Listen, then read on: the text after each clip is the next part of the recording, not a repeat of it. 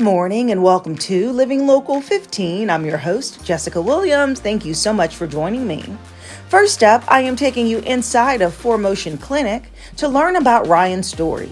He lost his lower leg and had to get a prosthetic, and today he's going to share about that journey and we'll talk to his clinician. And then Judge Andrew Williams joins me in studio to discuss the Indiana Mental Health Summit that's taking place this weekend. You don't want to miss it. That and more happening now.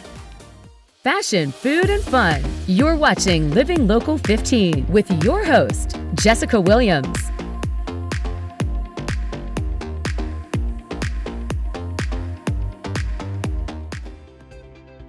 This segment sponsored by ForMotion Clinic.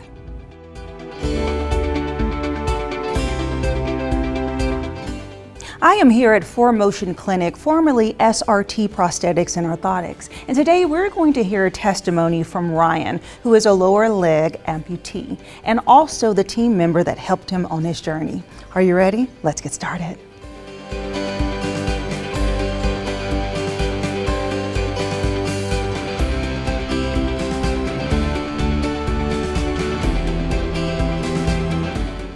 I am now joined by Julie McKay, who is a certified prosthetist, and her client Ryan, who is going to tell his story today. How are you guys doing? Good, how are you? Good. Okay, so let's start off with what you have as a prosthesis, Ryan, and what happened. How did you get injured?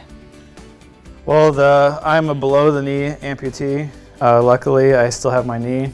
My foot, I believe is called a Terra. Yes. Terra. So it has the nice blade on it, which is awesome. It helps me be able to be active and everything still. Before I lost my foot, I was a motorcycle rider. I lost it in a motorcycle accident here locally in town. Just wasn't being crazy, had protective equipment on, and I still lost it in the wreck, just with some road debris. So I haven't ridden a bike since then yet.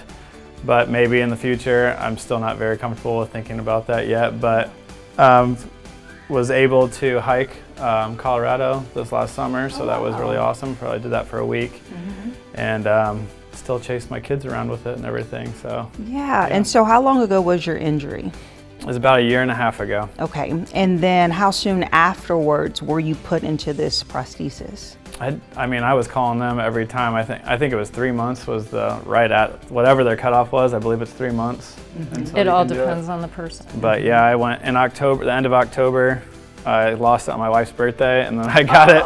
I got it during Christmas break that year. So about 2 months after that, I was already into my socket. Okay, so now each birthday is a celebration of your new leg, right, with her? Yep. And so, Julie, let's talk about Ryan's process with the prosthesis, because I understand that he has gone through a couple of different versions. Right, when you're a new amputee, your leg is kind of swollen and is healing still, and the muscles need to atrophy. So at first, his limb was larger than it is now, and with his first socket it was quite a bit bigger, a lot bigger than this one, and then with time his limb shrinks because it's healing and atrophying, and there comes a point where we need to make another socket, and this has already happened twice for Ryan, so this is his third socket. Okay, and I understand also that you all got to use some new technology because you're ever evolving, and this is a 3D scan?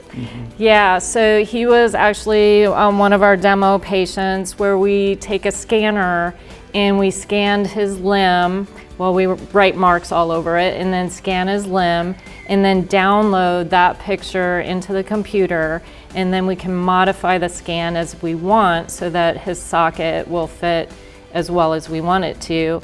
And then we shoot that over to a 3D printer that's in another state, and they 3D print it out and send it back to us, and then we fit it on him. So it saves a lot of time as compared to old school where we would use plaster, cast, and wrap it up, fill the plaster cast with plaster of Paris and modify it and do all of that here. And it's also extremely accurate. So we're pretty excited about bringing that on board full-time soon. Yeah. And I would love, Ryan, to understand just a little bit about your mental and emotional journey through this, because when this happened, did you immediately know, okay, there is a solution? Was there a moment to think about it, process it? Can you kind of help us understand? Yeah, right after my injury, I wasn't told it was a life-threatening injury. The chaplain had told my wife and my family in there, so they were kind of a little aware of it.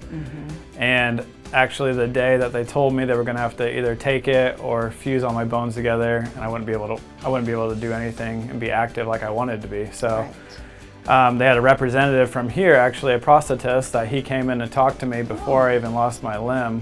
And in the beginning, I wasn't ready to talk to him.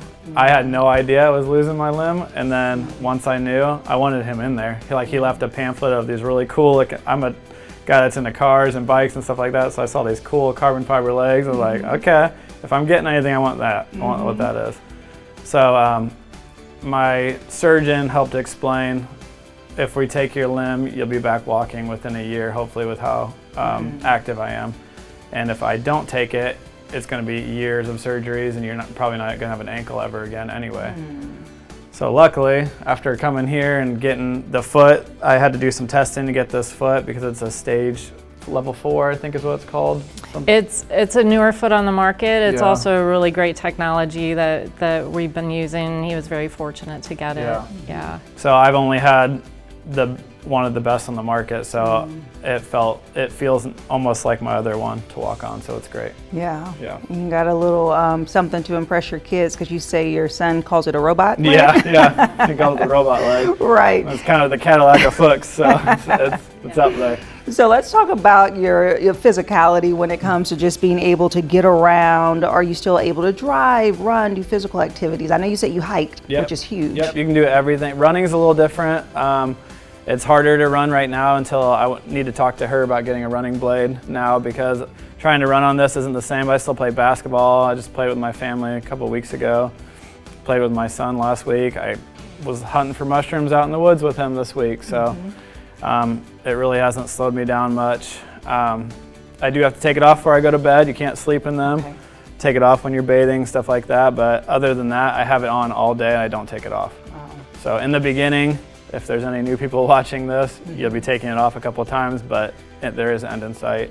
And I mean, I'm only a year and a half in and I'm wearing it 12, 14 hours a day. Wow. And it's starting just to feel natural. It feels like my leg. I can feel a difference. I feel like I'm touching my toes, and I feel like I'm touching my heel just by doing that. Yeah, the nerves are still in there. Oh my goodness. I mean, when you walked in, I was like, I had to remember that you had a prosthesis, because you were just walking normal and it just looked great. Thank you. Yes. And so Julie, can you talk to me a little bit about the journey with working with Ryan? Because really this is a lifetime relationship, right? I mean, you started off being there at the very beginning and will carry him through for the rest of his life.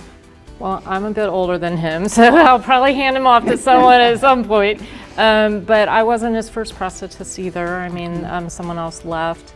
But yeah, it's a lifetime thing. I mean, we get to know each other, and if he needs adjustments, he comes in. If he needs a new socket, if he needs supplies, it's not a one and done thing. This is a lifetime thing for sure.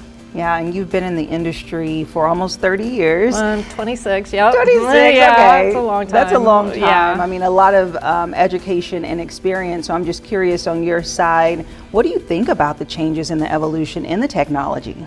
The technology is phenomenal. Like, this foot is amazing. All the microprocessor knees on the market right now are amazing. Unfortunately, we have some battles with insurance to get things for people. But yeah, I love all the new technology. It's amazing. Yeah, it's great. And it's hard to keep up on it too. Right. Yeah.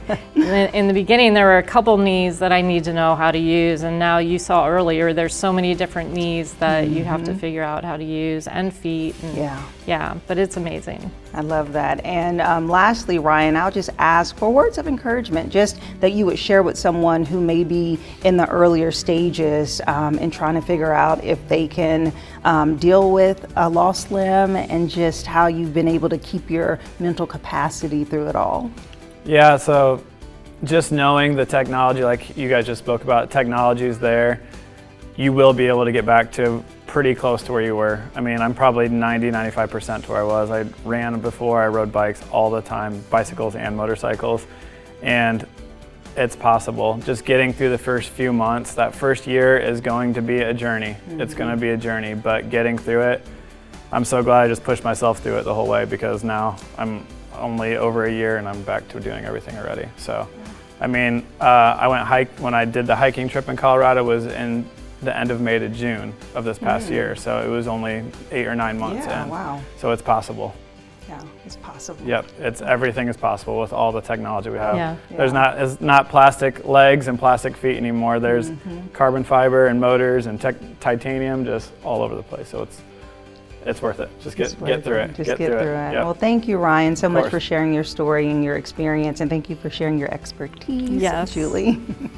And if you would like more information about ForMotion Clinic, we'll have their website listed below. They do offer free consultations, so you can get that information by visiting their website, and I'll see you after the break. This segment sponsored by ForMotion Clinic.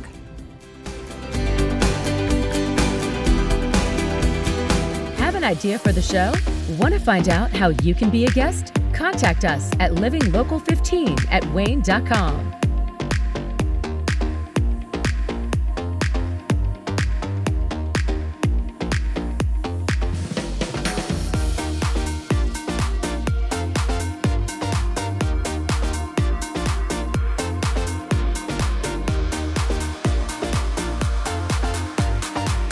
Enjoy fun in the sun on Living Local 15. Become a tourist in your own city. Visit your favorite spots and have some fun with me. From kayaking to rappelling off a building, I show you ways to have an adventure in Northeast Indiana every weekday morning at 9 on Wayne 15. So join me, Jessica Williams, for Living Local 15. Watch Living Local 15 with Jessica Williams weekdays at 9 on Wayne 15 and catch past episodes on wayne.com. The third annual Indiana Mental Health Summit is taking place on May 19th at the Allen County Memorial Coliseum. And here to tell us all about it is their organizer, Judge Andrew Williams. Hello, Judge. Hi. Welcome to the show. How are you? Good. So good to have you. Specifically on this topic. Okay, so mental health is something that's so important. We talk about it a lot on this show, and really providing people with advocacy and resources. And that's what your summit does. So third annual, give me an overview of the Indiana Mental Health Summit. Well, the idea behind the Mental Health Summit is to get people from all over the community together, and that's everybody. Mental health touches everybody in our community, and we want everybody there. It's to create conversations, it's to come up with ideas, it's to examine what we have been doing, what's working, what's not working. Yeah, and I think your angle is interesting because you really focus on collaborating with professionals, of the different industries. So how did you come about making that decision? The way that it started was when I first took the bench, I wanted to learn more about everybody that was involved in it. And the more that I learned, the more I realized that people just weren't talking to each other. There were a lot of silos. People were doing good things, but they weren't sharing with each other. That's interesting. And so by you taking the bench, meaning you were a judge for Allen County Superior Court, and you have an angle, though. You focus on mental health cases. So what does that mean in particular? Well, in addition to a full civil docket, I also have the civil mental health cases. I decide emergency detention orders. I also decide petitions for involuntary commitment. So the hope in all of that, it's not like most would imagine cases being where it's very adversarial. The hope really is to get people help that need help. Yeah, exactly. And so I guess you see a lot of what goes on in our city and our county in particular. And so how do you think that a conference like this or a summit like this can continue to help educate the people who are serving the individuals that you see in your court? Well, I think that the biggest thing in all of this is to get people to talk and let people know that their viewpoints are important. We want everybody to have input because nobody has the answers. Yeah. Nobody has the answers to this, and the more people that we can bring together and talk and listen, the more likely we are to come up with solutions that hopefully will help those that are really in need in our community and decrease the number of filings that we have in mental health cases. Right. And so each year you have a special speaker, and this year Robin Williams' son, Zach Williams, will be the keynote. That is pretty incredible that he is coming to Fort Wayne. So share with me what his message will be about. He is going to talk about his dad to begin with and the struggles that his dad had. While Robin Williams was an incredible comedian and actor, and we all enjoyed watching his movies, there wasn't a lot of information that came out after his death. And Right. his son's going to talk about that, but he's also going to talk about his own mental health struggles, which unfortunately parallel those of his dad. And he's going to talk about how he's doing and how he's coping with it. It's going to be probably sad at times, but also inspiring. Yeah, and that would be so nice to hear from someone that was so close and directly impacted in such a public way, and learning what his journey has been about. So kind of break down what the event looks like in its entirety. What else can people take from it? Will you have other speakers or entertainment? We will have other speakers. We're going to have a panel to begin with that's going to talk about where we were when we first started the Mental Health Summit, where we are now, some things that have changed, some things that have, I think, improved. We're also going to have a panel of kids, and this actually, to tell you the truth, I'm more excited about this than I am to even hear from Zach Williams, because when these kids talk and they share their mental health journeys, it's incredible to hear, because a lot of times we don't give them enough credit for what they see, for what they know, and they give us a completely different view of what we're doing or what we're trying to do. Yeah, what age range? The age range will be, I think, 16 to about 19. Ooh, okay. Yeah, they're in the thick of it. Yes, yes. And so much has changed in what they have to experience, especially on the technological side, with those challenges as well. And so how do people get involved as far as getting tickets? Is this an open event? Do they need to register? They need to register, and they can register at inmentalhealthsummit.com. And there is a cost for tickets. However, we don't want that to be a barrier for anyone. So we have some scholarships that we can provide if cost is an issue. Okay, wonderful. And who would you say was really the target audience for the conference? Like, is this for community members to listen in? Do you really want to focus on health professionals, or professional careers in the community, like police officers, people who work at the hospitals, other people in the judge in the courts and things like that? Who's the audience? Well, we certainly want those folks, but Okay. I think it's more important that we have people from the community, people that have experienced the mental health care system, people that maybe have loved ones that have experienced it. It really does touch all of us. I mean, you probably can't sit here for any period of time and think about it, not come up with a name of somebody that you know that's had a mental health crisis. Right. And those are the folks that we really want to have there. We also would like to have more folks from the faith community. We've tried in the past to encourage them to come, but we still want more. We've got a lot of pastors that have committed to coming and being part of this. And by the way, we have breakout sessions in the afternoon. One of the breakout tracks will be the role of faith in mental health treatment. We're also going to have a veterans track. We'll have a track related to adolescence, and it's going to be an all-day event. And again, it's for everybody. Yeah. Well, wonderful. Thank you so much, Judge Williams, for coming in and talking about your event and for the work that you're doing. Thank you for having me. Yes.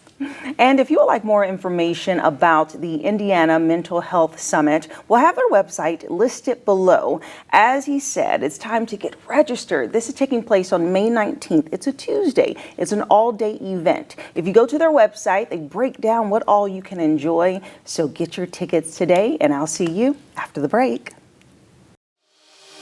Follow us on social media at Living Local 15.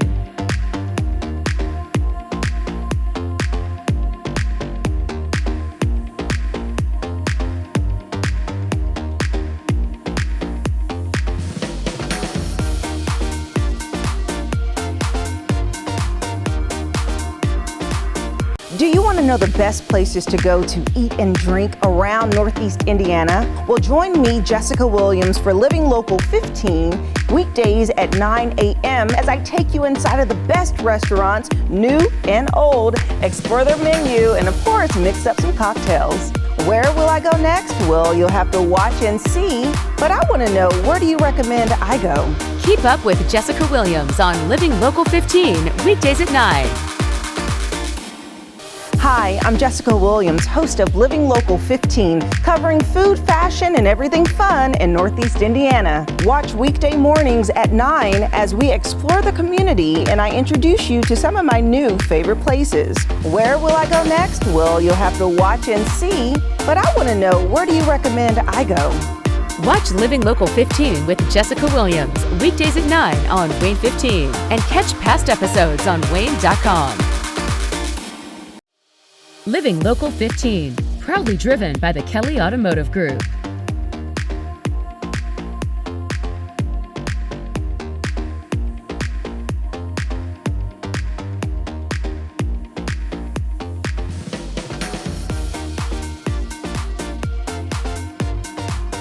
Go to the Living Local 15 page on WANE.com for recipes from the show, to watch a segment again, and to get information on products and services featured on Living Local 15.